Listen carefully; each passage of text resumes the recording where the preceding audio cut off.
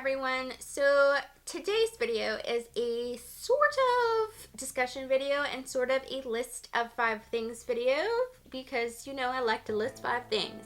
I've been thinking a lot about why I like certain types of novels and what makes me like them more than others. For example, I do tend to pick up standalone novels and graphic novels more than I pick up a book series group of novels.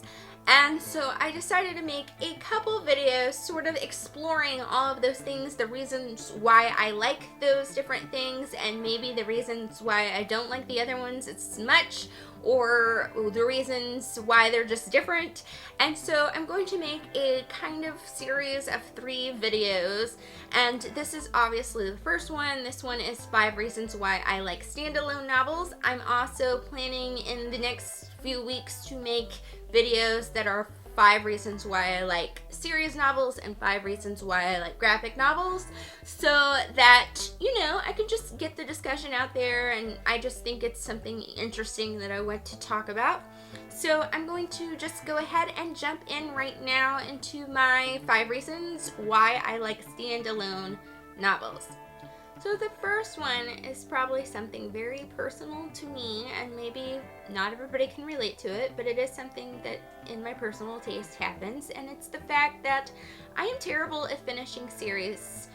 It's just not my particular forte. I have finished several series, but I have to admit that most of the series that I finished have not been more than 4 books, with the exception of Chronicles of Narnia, which is 7 books. That's the only one that's longer than 4 books that I've ever finished. So while I love all the series that I've finished, I do tend to go towards standalones just because they are a little bit less commitment, and I'm a little less weary of just giving it a try because I only have to read that 1 book. So if I hate it, I never have to read it again. I'm not committed to reading more. I still am analyzing the reasons why I'm so bad at finishing series. There have been a couple times where I just kind of get sick of the characters for some reason, but that's rare.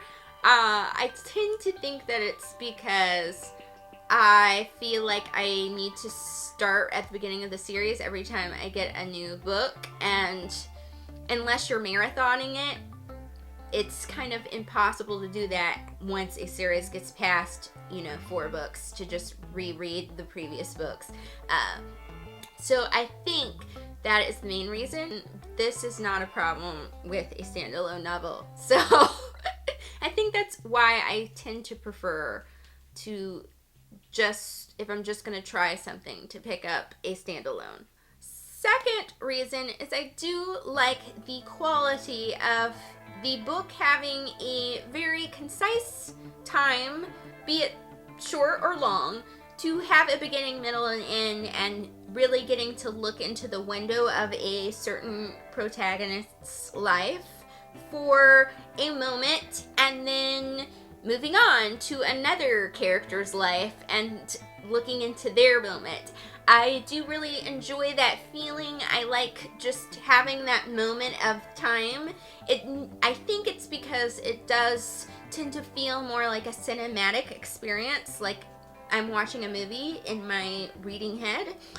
So I think that is why I kind of like that window into one character's life for a moment, and then I move on to a different character's life for a moment, and just kind of skipping in between that. It's kind of like trying on characters, and I kind of like that feeling.